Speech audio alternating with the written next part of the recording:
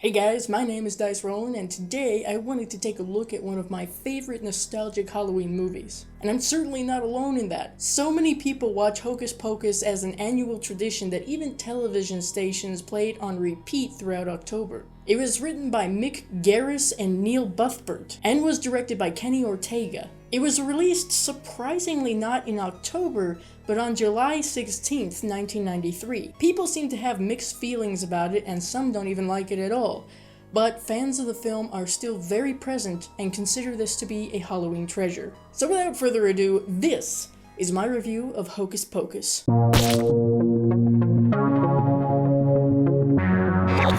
The movie starts off with a lovely aerial view of Salem, Massachusetts, circa 1693. We're introduced to Thackeray Binks, played by Sean Murray, and voiced by Jason Marsden, who wakes up to find that his little sister Emily, played by Amanda Shepherd, is being lured into the woods by a witch. Following after them, he comes across the witch's house, where they are performing some sort of spell/potion. These witches, by the way, are the Sanderson sisters. Winifred, played by Bette Midler, Mary, played by Kathy Najimy, and Sarah, played by Sarah Jessica Parker. They've brewed a potion that allows them to drain the life of Emily despite Thackeray's attempt to save her. With their youth restored, the witches turn their attention to Thackeray and turn him into a black cat. That way he's immortal and has to live with the guilt of the death of his sister. Before the Sandersons can brew more of their potion and continue draining life forces, the townspeople arrive in their usual fashion, with pitchforks and torches. However, instead of the traditional treatment of witches, the mob decides to threaten them with hanging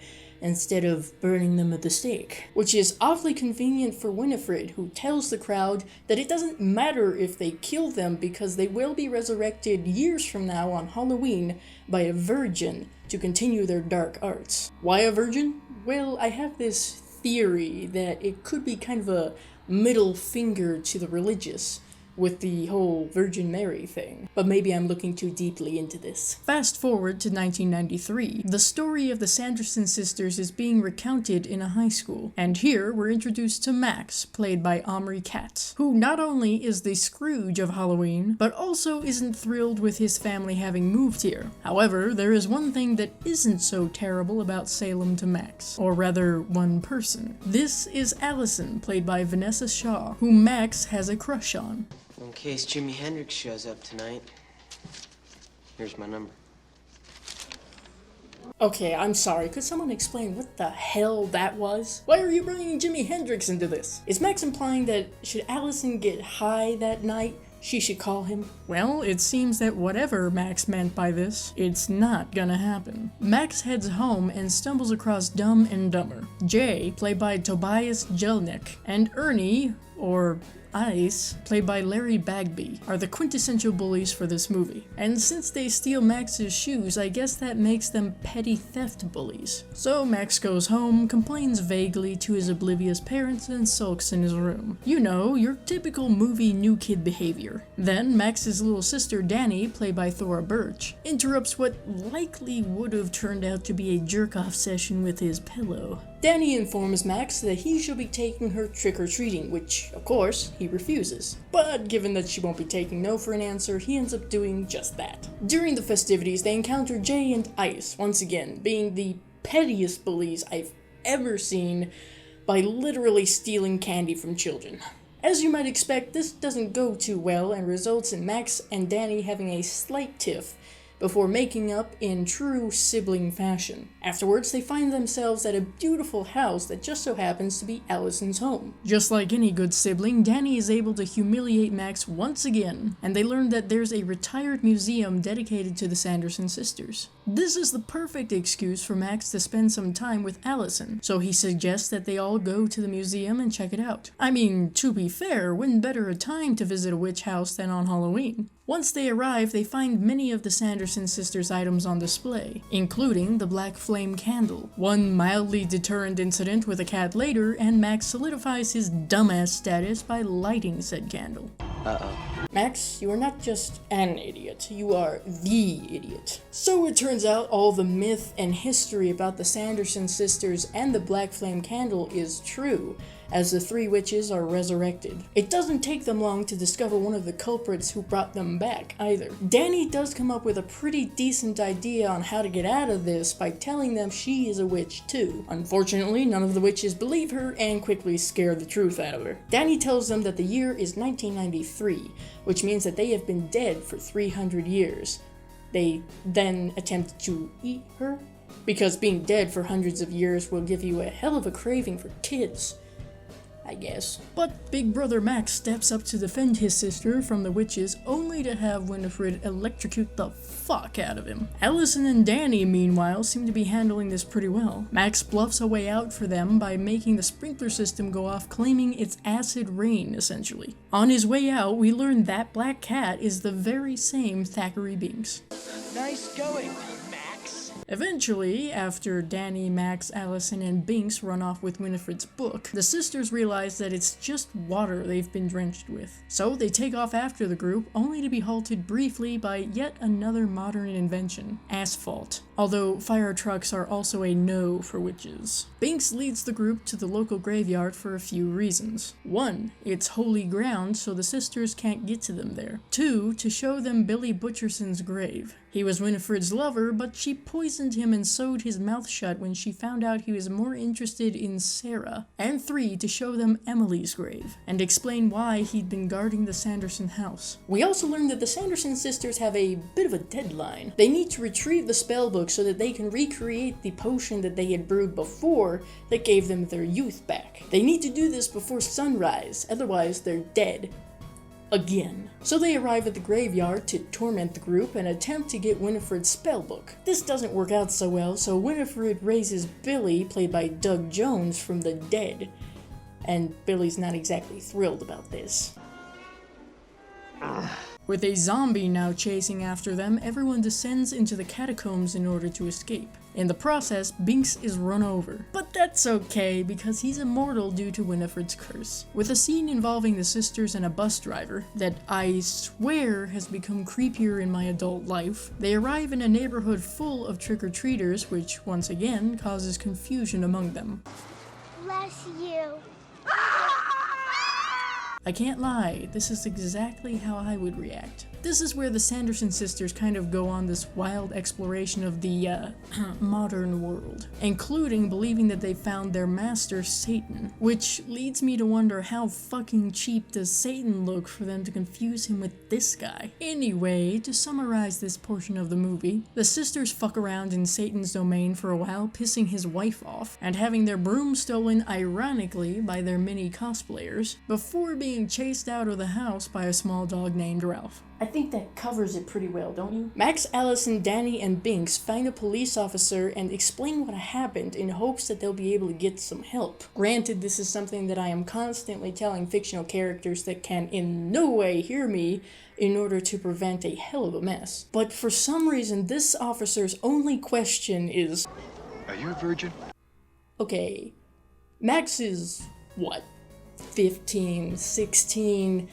Get off his ass about this. Second, I think the most pressing concern here, aside from witches running amok somewhere, is that here stands a group of kids who literally broke into a historical house and stole shit. However, as it turns out, this wasn't a real police officer at all, just some guy dressed as one. Yes, I believe that's a federal offense, sir. Getting nowhere thus far, they all decide to find Danny and Max's parents at the town hall party. Unfortunately, they don't get very far here either. So, when the witches show up again, Max attempts to convince everyone that the Sanderson sisters are right here, and the children of Salem are in danger. And surprise, surprise, no one believes him, as Winifred starts a musical number with "I Put a Spell on You," which is actually a spell. Yet another plan failed, leaving Max, Danny, Allison, and Binks with even less options than they had before. However, Allison comes up with a different plan. They lure the sisters to a high school and into the pottery oven where they trap them. Burning the witches alive, they believe they have successfully defeated them and return home. However, the Sandersons are not dead and capture Jay and Ice before returning home in the hopes that they'll be able to brew the potion from memory. Given that it's been 300 years, things are a little foggy. So their only hope is that Winifred's beloved book will somehow make its location known. Oh, look at that. Winifred gets her book and they take Binks and Danny with them to finally recreate the potion. Along the way, Sarah lures more children to their house with the song Come Little Children. Max and Allison devise another plan to make it seem like the sun is rising in order to rescue Danny and Binks, while also getting rid of Winifred's potion. And it's back to the graveyard where they have another run-in with Billy, who turns out to be on their side. With their combined efforts, they create an almost Home Alone style setup in order to fend off the witches until dawn. But Winifred snags Danny to force her to drink what little potion she has left. The turns are tabled though when Max takes the potion himself to save Danny. He manages to fend Winifred off until sunrise, which causes all three sisters to explode. With the Sandersons dead, that means that the children of Salem are safe. Billy can return to his eternal rest, and Binks, though dead, is free of the curse and able to join his family in the afterlife. And with that, the credits roll with I Put a Spell on You once more. The plot of Hocus Pocus is actually pretty creative. Witch films tend to be pretty unique and interesting in my eyes, and this one stands out among the rest. Each character was fleshed out well and made them stand out, though it's not extraordinarily accurate when it comes to Salem, Massachusetts, and its history. That's kind of par for the course when it comes to Disney. There are numerous plot holes and loose ends throughout. All the same, the story being told is fun and definitely entertaining. The reason why so many people love this movie for Halloween is clear. Also, Dowstake and reviews pointed something out that I hadn't even been aware of before, which is typically in Disney films, there's a damsel in distress that's always needing rescuing from the Prince Charming. Max is the damsel here, and Allison and Danny kinda act as Prince Charming. So that's a rather interesting element. Everyone's acting added to the distinctness of their characters. Is it over the top? Oh yeah. But how can you not make these roles larger than life? Bette Midler, Kathy Najimy, and Sarah Jessica Parker make excellent witches. Maybe not the most terrifying witches, but good ones nonetheless. And they played well off each other. Omri Katz made Max pretty much your stereotypical teen who hates his family's new house. And yeah, there are points where he was pretty annoying, but that's more the character than Omri. He did have a decent character arc though. Thora Birch did a good job of playing the part of the kid's sister, while giving more depth to the character of Danny than just being the annoyance that needs to be saved. Vanessa Shaw as Allison is like a breath of fresh air. She's the love interest, but she's kicking ass and providing aid, instead of being some personality-less vessel that's being sought after. Sean Murray and James Marsden made Binks the cursed black cat that we all love. I can always appreciate a snarky cat that has no qualms with pointing out the stupidity of other characters. The atmosphere is beautiful, full of vibrant fall colors and rich darker tones too. I almost feel like if no one mentioned where this all took place,